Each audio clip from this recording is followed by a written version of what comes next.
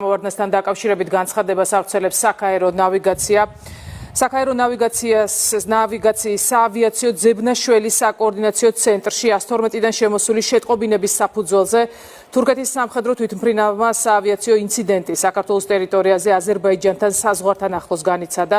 საერთაშორისო პროტოკოლის სრული დაცვით საქაერო ნავიგაციის საძიებო ჯგუფი გაემგზავრა სავარაუდო ინციდენტის ადგილის აღმოჩენისა და დაზრალებულებისთვის შემდგომი დახმარების აღმოჩენის მიზნით.